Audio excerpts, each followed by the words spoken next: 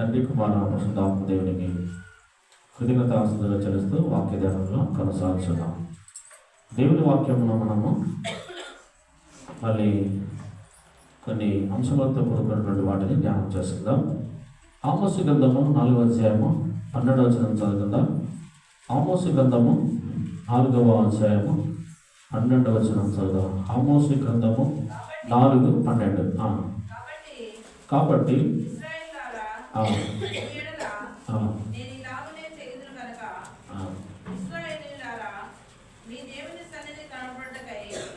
ఇశ్రాయేలులారా నీ దేవుని సన్నిధిని కనబడుటకై సిద్ధపడుడి.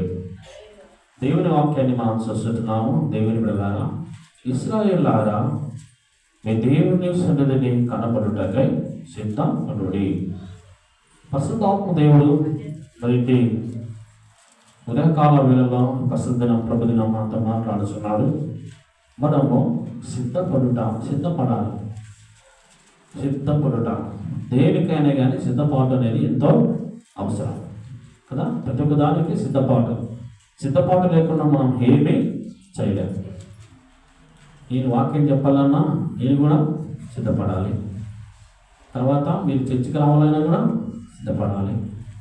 దేనికైనా కానీ మనం ఊరికి వెళ్ళాలన్నా బస్సు ట్రైన్కి కానీ ఊరికి కానీ బస్సుకి కానీ కదా, దేనికైనా కానీ మనం ఏం చేయాలి? సిద్ధపడాలి. మనం ఎక్కడైనా వెళ్ళాలనుకున్నా, ఏ పని మీద వెళ్ళినా సిద్ధపాటు లేకుండా మనం ఏది కొనసాగించలేము. కాబట్టి ముందుగానే మనం ఏం చేయాలంట? సిద్ధపడాలి. ఒకవేళ సిద్ధపడకపోతే మనం అనుకున్న గమ్యస్థానమును మనము పొందాలి.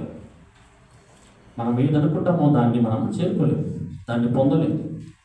అందుకొరకే ఏదైనా కానీ దేవుడి బిడ్డలారా, దేవుడు మనకి ఇచ్చినాడు సిద్ధపాటు అనేది ఎంతో అవసరం.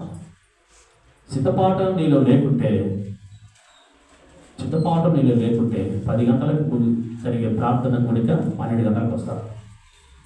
సిద్ధపాటు ఎవరిలైతే ఉండదో, సిద్ధపాటు అనేది ఎవరిలైతే ఉండదో 10 గంటలకు జరిగే ప్రార్థన 12 గంటలకు వస్తారు. 12 గంటలకు జరిగే ప్రార్థన ముగింపులో వస్తారు. దాన్నే సిద్ధపాటు లేని జీవితం అంటారు. కాబట్టి ప్రతి ఒక్క దానికి నీవు సిద్ధపడి ఉంటే, నువ్వు ఎప్పుడు వెళ్ళాలనుకుంటే అప్పుడు వెళ్ళడానికి సంసిద్ధత కలిగి ఉంటావు. ఈ నూతన సంవత్సరంలో క్రైస్తవ జీవితాన్ని అనుసరిస్తున్న మనము, యేసుక్రీస్తును కలిగిన మనము, ప్రతి ఒక్కరు కూడా సిద్ధపడే లక్షణాలు మనలో ఉన్నప్పుడే ముందుకు మనము సాగిపోతాం. సిద్ధపడని కదా ఈ జీవితము అగోచరమే, అగమ్యమే. కాబట్టి ప్రతి ఒక్కరు కూడా సిద్ధపడాలని మీ అందరికీ మనవి చేస్తున్నాను. దేవుని వాక్యాన్ని మనం చూస్తాము. నువ్వు చెప్పేది నేను చెప్పేది కాదు కానీ 4వ అధ్యాయంలో 12వ వచనంలో మనం చూస్తే, దేవుని బిడ్డలారా, ఇశ్రాయేలులారా నీ దేవుని సన్నిధిని కనపడుటకై సిద్ధపడుడి. దేవుని మందిరానికి రావడానికి క్రైస్తవులారా మీరేం చేయాలి? సిద్ధపడాలి. ఏమవ్వాలి? సిద్ధపడాలి. దేవుని మందిరానికి రావడానికి మనమే ఏమవ్వాలంట? సిద్ధపడాలి. ఎంతమంది సిద్ధపడొస్తారు? మరి సిద్ధపడితే కరెక్ట్ టైంకి వస్తారు. వీళ్ళు సిద్ధపడే లక్షణాలు ఉంటే 10 గంటలకి చర్చకొస్తారు. వాక్యం చెప్తుంది, నువ్వు నేను చెప్పేది కనుక దేవుని మందిరానికి వెళ్ళాలనుకున్న మీరు సిద్ధపడి వెళ్ళండి.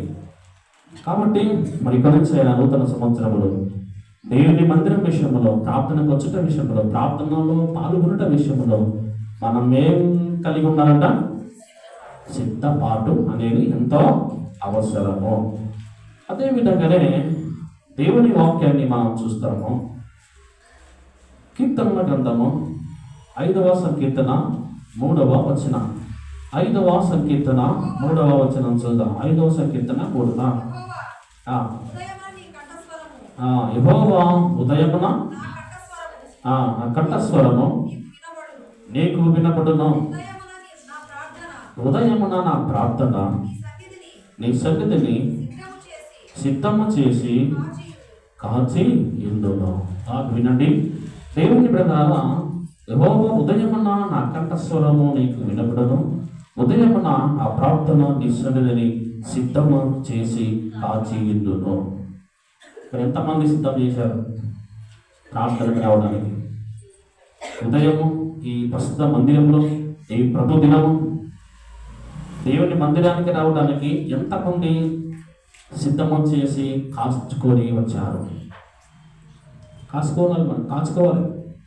దేవుని మందిరానికి రావడానికి ఏం చేయాలి? కాచుకొని ఎదురు చూడాలి. పాస్టర్ సరే ఎప్పుడు ప్రార్థన పెడతాను అని మనం ఏం చేయాలంట? వేగిరపడాలి, కాచుకొని జీవించాలి, కాచుకొని ఉంటాడు.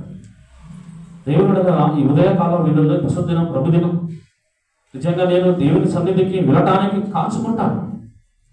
దేవుని మందిరానికి వెళ్ళటానికి నా కంఠస్వరము దేవుని సన్నిధిలో వినిపించటానికి నేను సిద్ధపడి కాచుకొని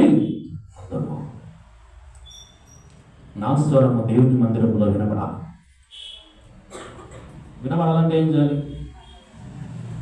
మీ మందిరములో నీ స్వరం వినపడాలి. ప్రార్థన ఎప్పుడైతే వినపడుతుందే వినపడాలి. పాట పాడాలనుకున్నా సమయం ఉండదు, ప్రార్థన చేయాలనుకున్నా సమయం ఉండదు, తర్వాత వాక్యం చదవాలన్నా సమయం ఉండదు.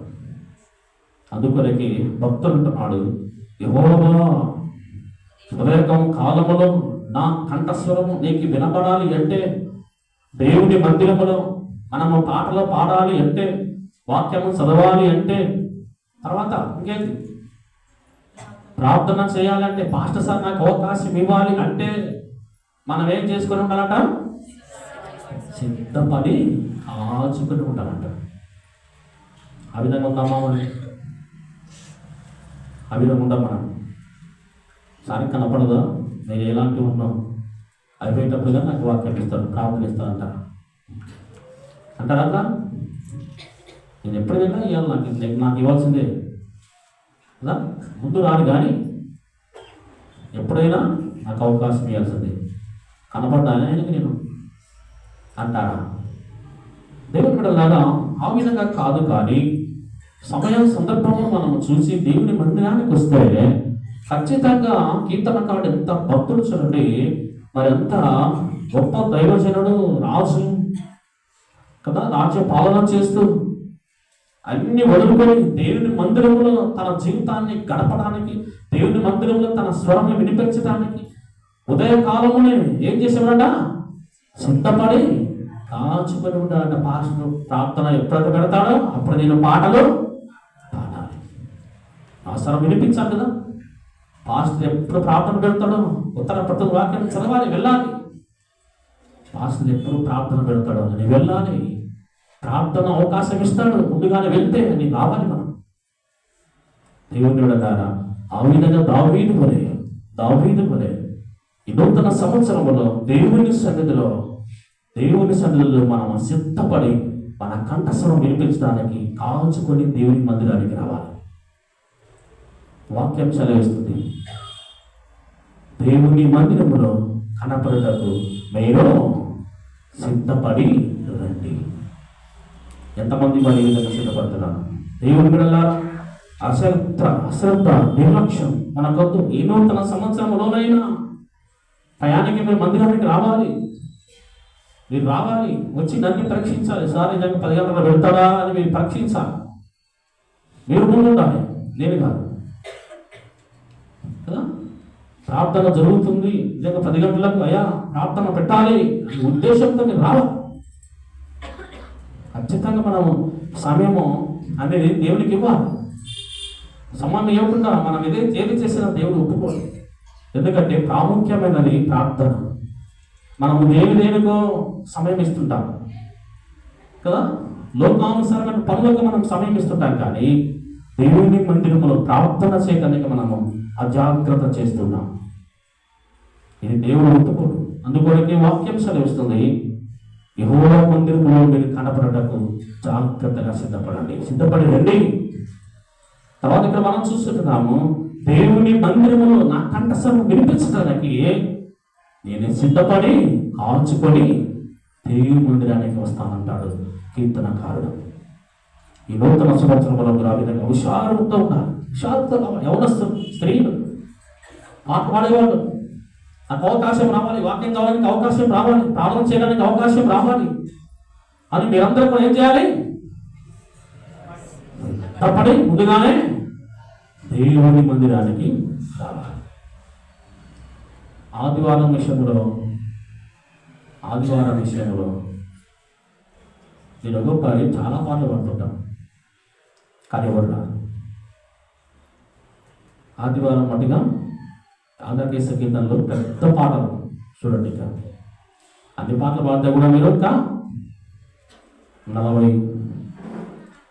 40 ప్రారంభిస్తే 40 దేవుని బిడ్డలారా, దేవుని వాక్యాన్ని మనము ధ్యానిస్తున్నాం కాబట్టి ఈ నూతన సంవత్సరంలోనైనా నిజంగా అయ్యో నేను సిద్ధపడతా. దేవుని ప్రార్థన, దేవుని యొక్క కార్యక్రమ విషయంలో, దేవుని పనుల విషయంలో ఖచ్చితంగా నేను సిద్ధపడతా. లోకంలో పనులకు నేను సిద్ధపడి జీవిస్తే దేవుని పనులకు నేను ఎందుకు సిద్ధపడడం లేదు అని మనమే పరీక్షించి. అన్నిటికంటే శ్రేష్టమైన ప్రార్థన, దేవుని యొక్క సహవాసం, అది శ్రేష్టమైన దాని కొరకు మనం సిద్ధపడి కదా దేవునితో సహవాసం చేయడానికి మనము ముందుకు వెళ్ళాలని వాక్యము స్పష్టంగా సెలవిస్తూ ఉంది. అదేవిధంగానే పరిశుద్ధ గ్రంథములో ప్రవక్త అయినటువంటి ఇర్మీయా రాసిన గ్రంథం 6వ అధ్యాయము 10వ వచనం చదువుకుందాం. ఇర్మీయా గ్రంథం 6:10 చదువుకుందాం.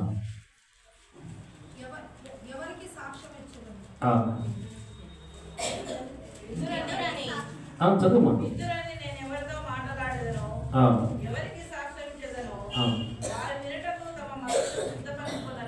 దేవుని వాక్యం జాగ్రత్త విందాం. వారు వినుటకు తమ మనస్సు సిద్ధపరచుకున్నారు కనుక వినలేకపోయి, ఇదిగో వారు యెహోవా వాక్యమందు సంతోషము లేని వారి దాన్ని తృణీకరింతురు. వాక్యము వద్దు, వాక్యం వినేది అవసరం లేదు అయిపోయేటప్పుడు కదా అందరికి కనబడితే చాలు అనుకునే వాళ్ళు సిద్ధపాటు లేని జీవితం కలిగిన వాళ్ళంట. దేవుని వాక్యం మనం చూస్తుంటున్నాము. చాలా మంది చర్చికి ఎందుకు వస్తుంటారంటే మనసులో కనబడితే చాలు అన్నట్టుగా వస్తుంటారు. దేవుని చేత కనపడాల్సి, సంఘ పెద్దలు కనపడితే చాలు, తర్వాత మాస్టర్ని కనపడితే చాలు, చర్చికి వచ్చాడు అనాలి అన్నట్టుగా వస్తుంటారు. అలాంటి వారు సిద్ధపాటు లేని వారంట.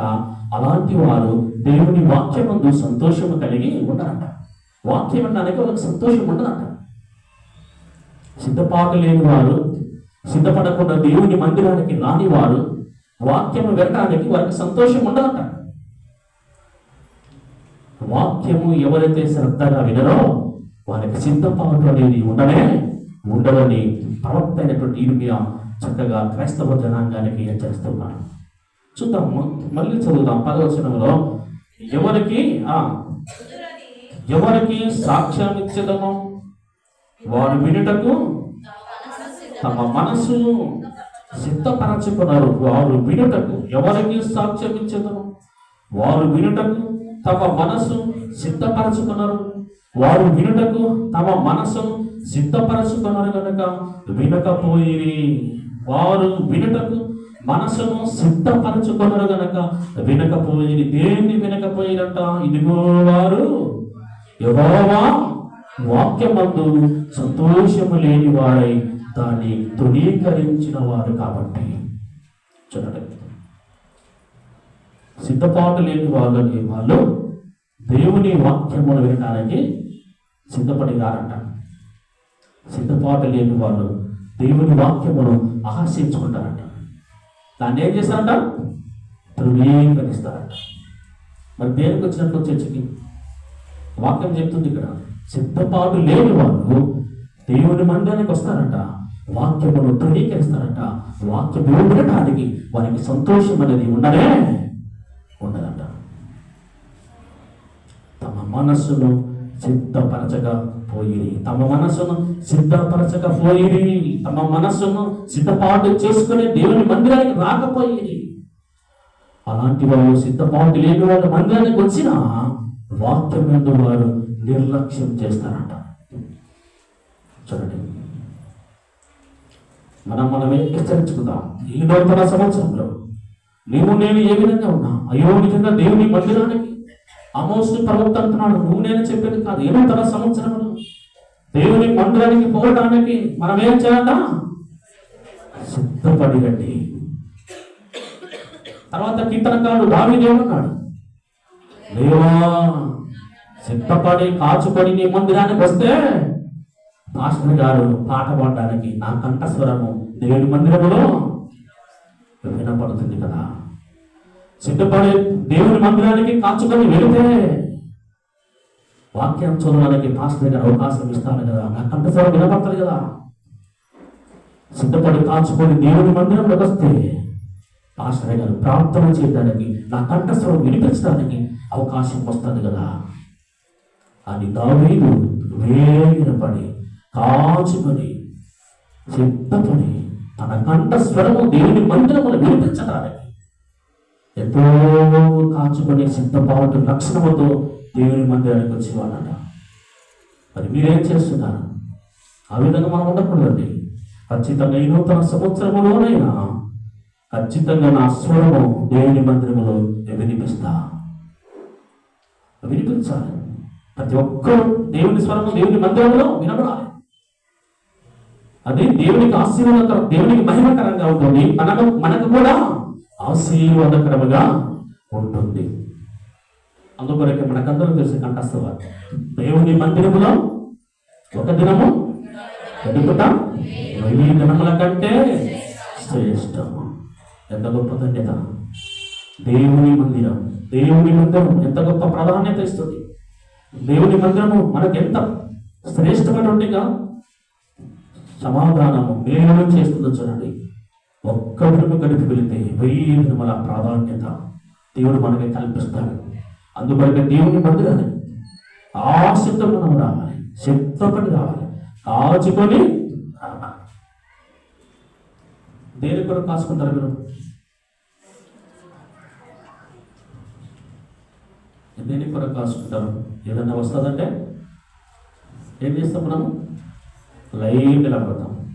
అలా మొత్తం అది కాచుకుంటాడు. పింఛన్ వస్తుంది అనుకోండి. ఇంతకుముందు పాత ప్రభుత్వాలు ఏం చేసేవాళ్ళు? పింఛన్ వస్తే కదా అందరూ లైన్గా నిలబెట్టి పింఛన్ ఇచ్చేవారు, ఆచుకొని ఉండేవాళ్ళు ఆ పింఛన్ పనులు. తర్వాత ఇంకా మీకు అన్నీ తెలుసు కదా, దేవుని కొరకు మనం కాచుకుంటాము. కానీ దేవుని యొక్క ప్రార్థన విషయంలో అలాంటి కాచుకొని జీవించడానికి మనం సిద్ధపడాలి. ఆ విధంగా కాచుకొని రావాలి. దేవుని వాక్యం మనం చదివాము. సిద్ధపాటు లేని వారు దేవుని మందిరానికి వచ్చిన వాక్యం వినడానికి వారికి సంతోషం ఉండదంట. ఆ వాక్యాన్ని వారు తృణీకరిస్తారంట. చూడండి మరి, అందుకని ఎవరికైనా సిద్ధపడి శనివారం ఏం చేయాలి? శనివారం ఏం చేయాలి?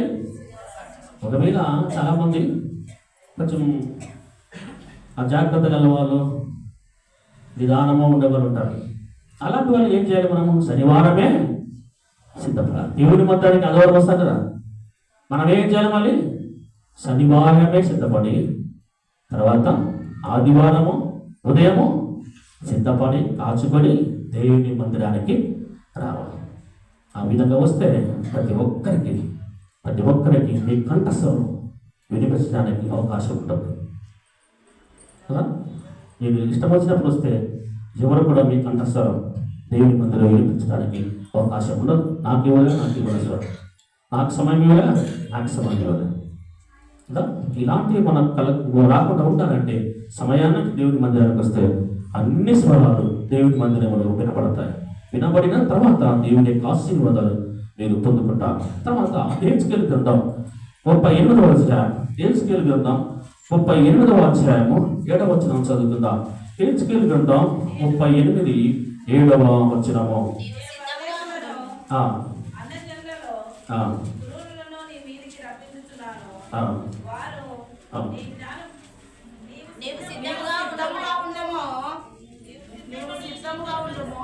చదువు అది 38:7 నీవు సిద్ధముగా నుండుము, నీవు సిద్ధపడి నీతో కూడా కలిసిన సమూహం అంతటిని సిద్ధపరచము. చాలు, బాగా వినండమ్మా దేవుని వాక్యాలు. ఈ నూతన సంవత్సరములు క్రైస్తవ జీవితాన్ని అనుసరిస్తున్నాం. మనము ప్రతి ఒక్క దానికి మనం సిద్ధపడతాం, కానీ ప్రార్థనకు మటుగా సిద్ధపాటు లేని జీవితం మనలో ఉండాలి.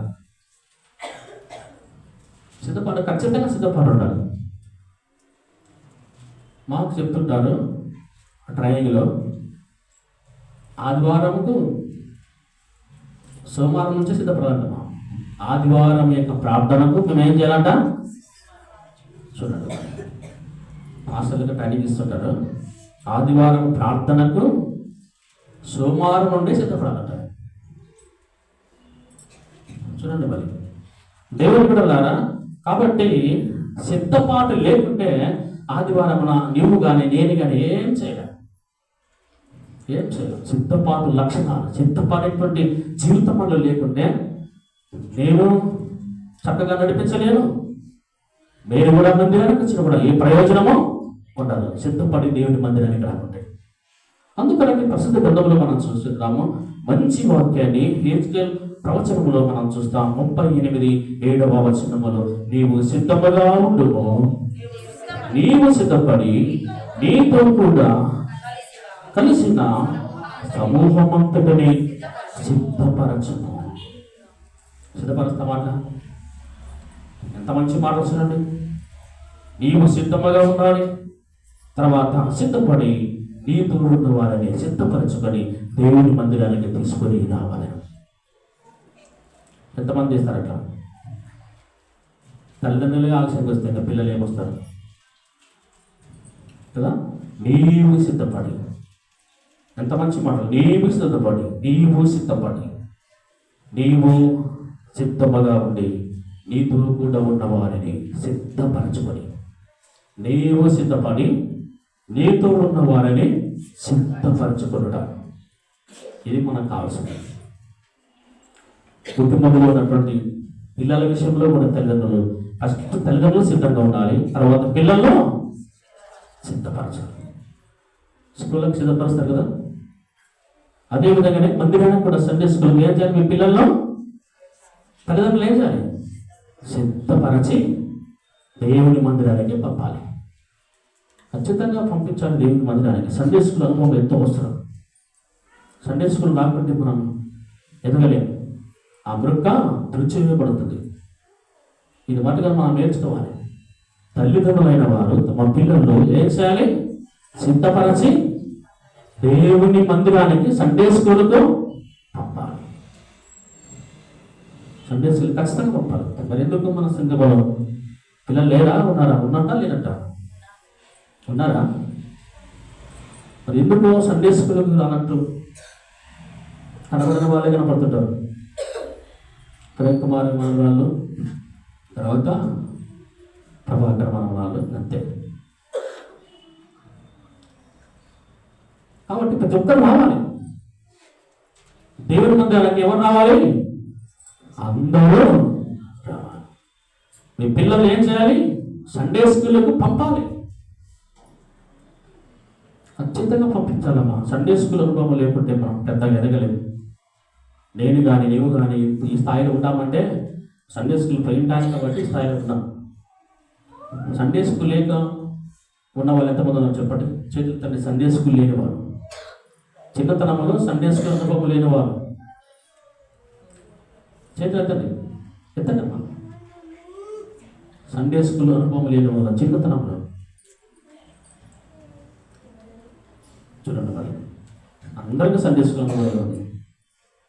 మరి ఎందుకు మనకు సిద్ధపాటు లేదు? సిద్ధపడాలి. అందుకొరకు దేవుని వాక్యం సెలవుస్తుంది. నీవు సిద్ధపడి నీతో ఉన్న వారిని సిద్ధపరచుకొని తీసుకొని దేవుని మందిరంలో ఏం చేయాలంట? మనము నిలబెట్టాలంట. సిద్ధపాటు అనేది ఎంతో అవసరం. అదేవిధంగానే దేవుని వాక్యాన్ని మనం చూస్తాం. తీతుకు రాసిన పత్రికలో 3వ అధ్యాయము 1వ వచనము పేజీ నంబరు కొత్త నిబంధన 198. 198. తీతుకు రాసిన పత్రిక 3:1. చదువు.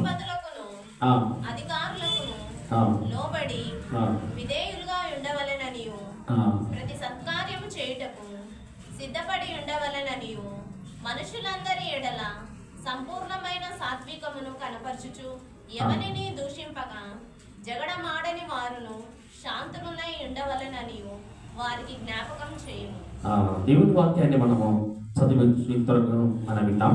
3వ అధ్యాయం 1వ వచనంలో మనం చూస్తే దేవుని వాక్యమును చూస్తే ప్రతి సత్కార్యము చేయుటకు 2వ లైన్, ప్రతి సత్కార్యము చేయుటకు సిద్ధపడి ఉండవలెననియు. చాలు. ప్రతి సత్కార్యము చేయుటకు సిద్ధపడి ఉండవలెను. ప్రతి సత్కార్యము చేయుటకు ఏం కలిగి ఉండాలంట? సిద్ధపడి ఉండవలెను. సత్కార్యం అంటే ప్రతి పనులు, మంచి పనులు అంటే దేవుని పనులు. లోకంలో ఉన్న పనులు చేయడానికి మనం సిద్ధపడతాం, కానీ ప్రతి దేవుని కార్యముల విషయంలో మనము ఏం కలిగి ఉండాలంట? సిద్ధపాటు కలిగి మనము ఉండవలేను. ప్రతి సత్కార్యము చేయుటకు సిద్ధపడి ఉండవలేను. ప్రతి ప్రార్థన, దేవుని యొక్క కార్యముల విషయంలో, ప్రతి దేవుని యొక్క ప్రార్థన విషయంలో మనము సిద్ధపాటు కలిగి ఉండాలంట. సత్కార్యములు, దేవుని పనులు విషయంలో మనము సిద్ధపాటు కలిగి ఉండవలెను.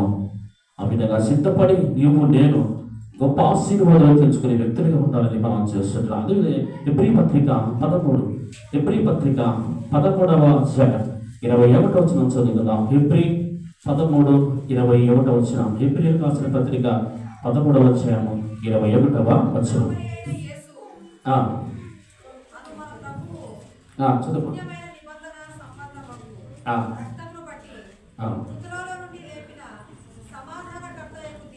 సమాధానకర్తయగు దేవుడు యేసుక్రీస్తు ద్వారా తన దృష్టికి అనుకూలమైన దానిని మనలో జరిగించుచు ప్రతి మంచి విషయములోను తన చిత్త ప్రకారము చేయుటకు మిమ్మను సిద్ధపరచును గాక. మంచిదమ్మా. ప్రతి మంచి విషయంలోను తన చిత్త ప్రకారము చేయుటకు మిమ్మను దేవుడు సిద్ధపరచును గాక. దేవుని వాక్యం సెలవుస్తుంది. ఈ నూతన సంవత్సరంలో ఎవరు అజాగ్రత్తలు కాకూడదు, ఎవరు అశ్రద్ధ చేయకూడదు, ఎవరు కూడా సిద్ధపాటు లేని జీవితం ఉండకూడదు అనే ఉద్దేశంతో నేను ఈ వాక్యం మీకు చూపిస్తున్నాను. ఈ నూతన సంవత్సరంలో ప్రతి ఒక్కరు కూడా ప్రతి మంచి విషయంలోనూ తన చిత్త ప్రకారము చేయుటకు మిమ్మల్ని సిద్ధపరచునుగా. దేవుడు మిమ్మలను ఏం చేయాలి? ఇక్కడ నుంచి అయినా దేవుడు మిమ్మలను సిద్ధపరచాలని కోరుకొచ్చున్నా. ప్రతి మంచి కార్యములు, ప్రతి ప్రార్థన కూడికలకు, దేవుని విషయంలో జరిగే ప్రతి ప్రార్థన కూడికకు దేవుడు ఈ నూతన సంవత్సరంలో ఇక్కడ నుంచి మిమ్మలను సిద్ధపరచాలని నేను మిమ్మల్ని వాక్యం ద్వారా బలపరుస్తున్నాను. ఖచ్చితంగా మనము సిద్ధపడాలి. సిద్ధపడుట. అదే దేవుని వాక్యాన్ని మనము చదువుకుందాం. మత్తయి సువార్త పరిశుద్ధ గ్రంథములో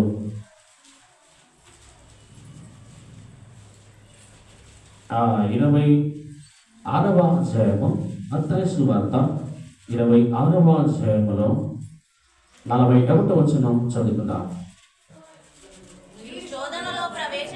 మీరు శోధనలో ప్రవేశించుకున్నట్లు మెలకువగా ఉండి ప్రార్థన చేయుడి. ఆత్మ సిద్ధమే గాని శరీరము బలహీనమని పేతురుతో చెప్పి. చూడండి, దేవుని బిడ్డలారా, మనము సిద్ధపాటు కలిగిన జీవితం కలిగి ఉండాలంటే ఏం చేయాలంట? మెలకువ కలిగి ఏం చేయాలంట? ప్రార్థన మనలో ఉంటే మన ఆత్మ సిద్ధంగా ఉంటుందట. ప్రార్థన. మనము సిద్ధపడాలంటే మొట్టమొదటిగా ఏం చేయాలంట? మెలకువ కలిగి ప్రార్థన. దేవుని బిడ్డలారా, సిద్ధపడాలి. సిద్ధపడేటువంటి జీవితం మనకు రావాలి అంటే మెలకువగా సోమరులుగా కాక మెలకువగా హుషారుతో మనము ప్రార్థనలో గడిపితే ఖచ్చితంగా దేవుడు మన ఆత్మను ఏం చేస్తారంట? సిద్ధపరుస్తారంట.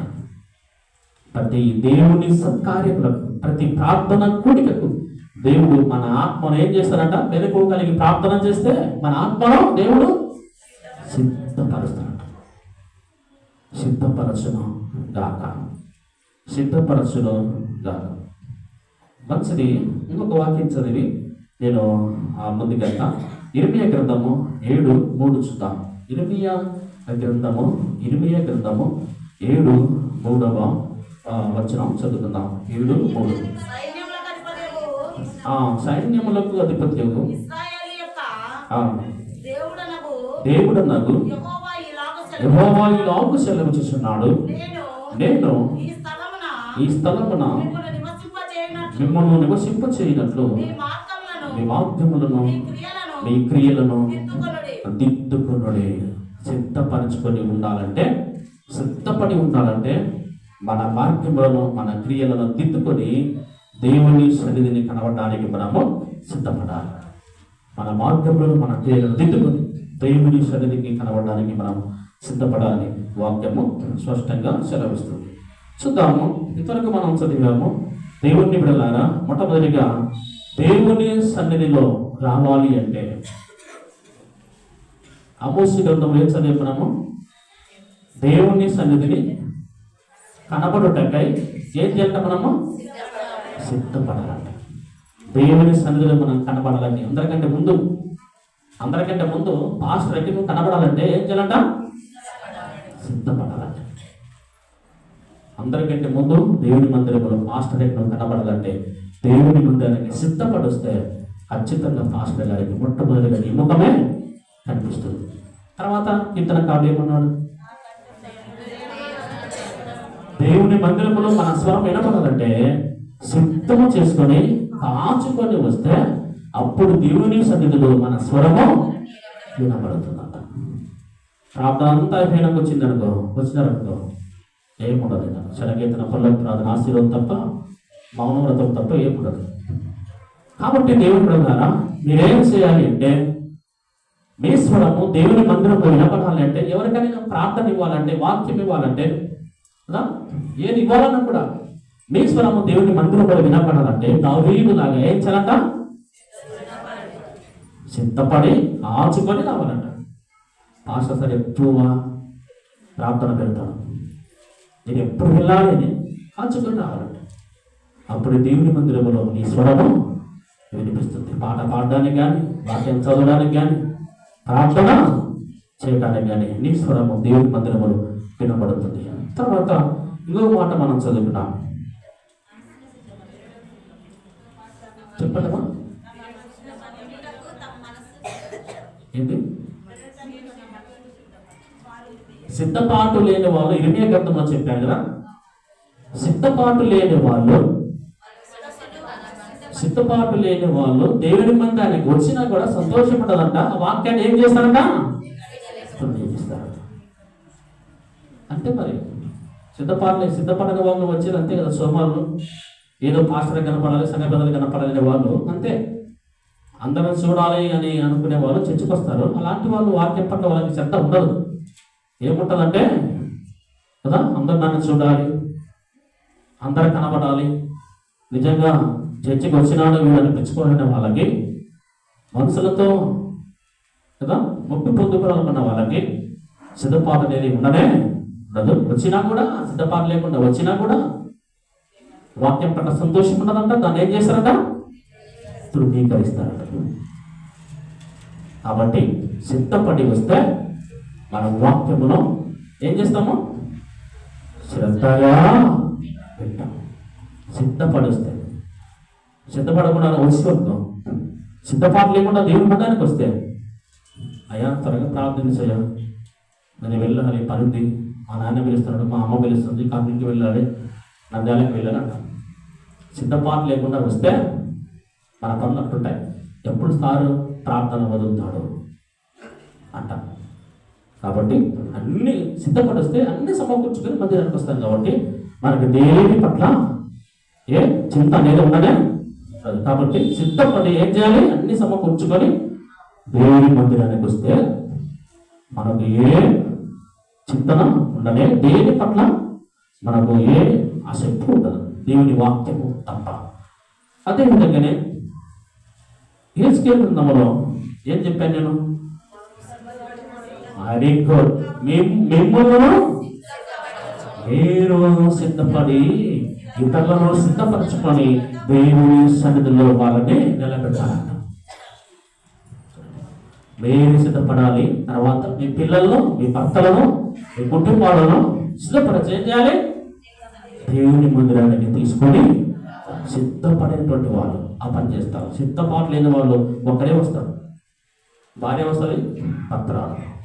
తల్లిదండ్రులు వస్తారు కానీ పిల్లలు రాదు. వాళ్ళలో ఏం లేదు సిద్ధపాటు. దేవుని పట్ల సిద్ధపాటు లేని వాళ్ళు, పిల్లలు వస్తే తల్లిదండ్రులు రారు, తల్లిదండ్రులు వస్తే పిల్లలు రారు కదా, పిల్లలు వస్తే ఎవరు. కాబట్టి సిద్ధపాటు ఏ కుటుంబంలో ఉంటుందో వాళ్ళని సిద్ధపరుచుకుంటారు. తర్వాత వారి పిల్లల్ని సిద్ధపరుస్తారు. వారి కుటుంబాలంతా కూడా సిద్ధపరిచి దేవుని మందిరములో నిలబెడతారు. వాళ్ళే సిద్ధపాటు కలిగిన క్రైస్తవ కుటుంబం. తర్వాత మనలో సిద్ధపాటు రావాలి అంటే ఏం చేయాలి? మత్తయి సువార్తలో చదివాము కదా, మెలకువ కలిగి ప్రార్థన మనలో ఉంటే ప్రతి దేవుని ప్రార్థనకు మనము మెలకువ కలిగి మన ఆత్మను సిద్ధపరచుకొని జీవిస్తాం. అంతే కదా? ప్రార్థన మనలో ఉంటే ప్రతి ప్రార్థన కూడికకు మన ఆత్మను సిద్ధం చేసుకుంటాం. ఆత్మ సిద్ధమే కానీ శరీరము దేని విషయంలో?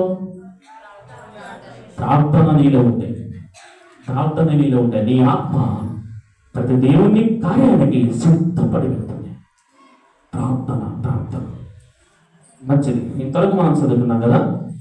ఒక వాక్యం చదివి దయచేసి మాట్లాడండి. ఆ వాక్యం చెప్పి నేను దేవుని వాక్యాన్ని ముగించేస్తాను. అంశ భాగాన్ని మనము చదువుకున్నాం. మూల వాక్యం.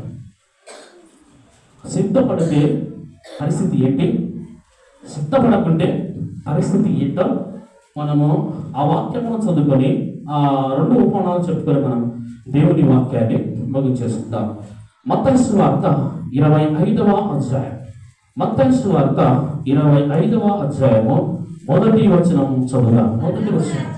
పరలోక రాజ్యము తమ దివిటీలు పట్టుకొని పెళ్లి కుమారుని ఎదుర్కొనుటకు బయలుదేరిన 10 మంది కన్యకలను పోలి ఉన్నది.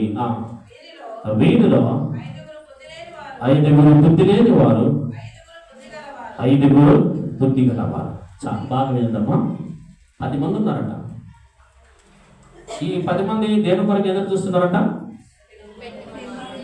పెళ్లి కుమారుని కొరకు ఎదురు చూస్తున్నారట. ఈ 10 మందిలో మంచి వాళ్ళు ఎంతమంది అంట? చెడ్డ వాళ్ళు ఎంతమంది అంట? 5 మంది. మంచిది, బాగుంది. వాళ్ళు ఏం చేశారు? ఇంకా మంచిదయ్యా, వాళ్ళ గురించి మాకు చెప్పాలి కదా. ఏం చేసినారు? 3వ వచనం. బుద్ధి లేని వారు తమ దివిటీలు పట్టుకొని తమతో కూడా నూనె తీసుకొని పోలేదు. బుద్ధి గల వారు తమ దివిటీలతో కూడా సిద్ధలలో నూనె తీసుకొని పోయిన పెళ్లి కుమారుడు ఆలస్యము చేయగా వారందరూ కునికి నిద్రించుచుండేది. 5 మంది ఏం చేశారంట? చెప్పండి అమ్మ. కంఠస్థ వాక్యం నేను చెప్పాల్సిన అవసరం లేదు. దాంట్లో మిమ్మల్ని అడుగుతున్నా. సండే స్కూల్ వాక్యం కథ ఇది. 5 మందిలో ఏముందంట? 5 మంది కనికల్లో నూనె వద్దంట. 5 మంది కనికల్లో నూనె లేదు. నూనె లేని వాళ్ళు ఎవరు?